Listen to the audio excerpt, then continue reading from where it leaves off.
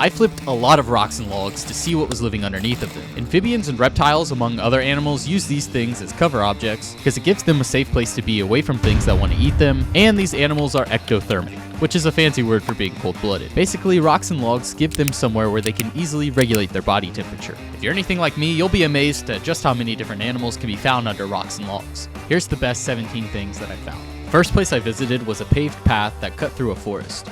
There were these large rock structures on either side of the path, so there were lots of rocks and logs for me to flip. The weather has been pretty unpredictable lately, so I was only able to go out for 2 days. But in that time, I found a lot of cool stuff. Early in the day, I flipped a rock and found a really small snake. The snake was very small, so I was extremely careful when I picked it up. This little guy is a northern ringneck snake. While they technically are venomous, they are completely harmless to people. They rarely bite, and even if they do, they don't cause much damage. I carefully put it back right where I found it. Under the next rock, I found something with a lot of legs. This is an American giant millipede, and believe it or not, they do get bigger than this. The third rock had another snake underneath. This was another ringneck snake, and this one was an adult. The snake can be found across eastern North America. The further south you go, the darker orange their underside gets. I was pretty surprised how dark orange this one was, given that I'm in the northern part of the range. The next thing I flipped had a salamander underneath. Here we have a long-tailed salamander. These guys are generally 4 to 6 inches in length, and about 60% of their body length is taken up from their tail alone. Definitely one of my favorite salamanders. Under the next rock, I found another millipede. There's a few millipedes around me that look very similar, so I'm not 100% sure what this is, but it's definitely one of the cherry millipedes. Under the next thing, I think these were a bunch of maggots. Gross. I found this really cool looking waterfall off the side of the path.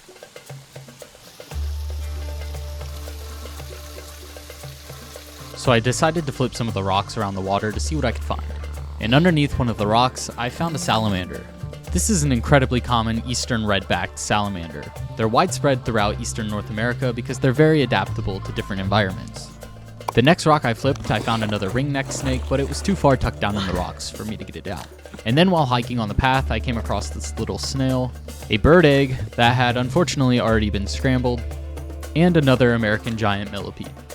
This was my last find of the day. I really wanted to save my energy for the next day, because I was headed south to try to find some animals that I've never found before.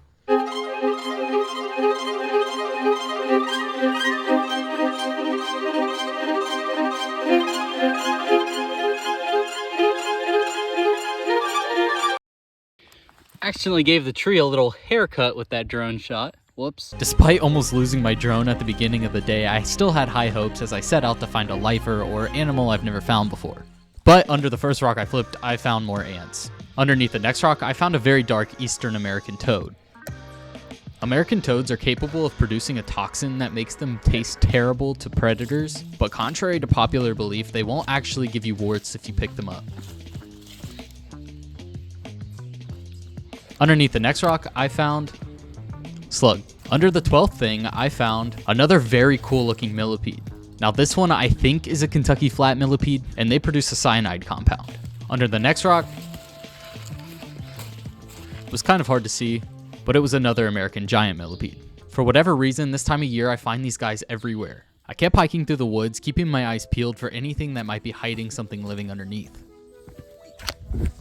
I eventually found something to flip, and when I lifted it, I found a snake. This one was pretty special, because this one was a smooth earth snake. Not only are they pretty elusive and kind of hard to find in my home state, but this was my first time ever finding one. They aren't venomous and are completely harmless. These guys generally eat soft-bodied invertebrates, stuff like earthworms and snails.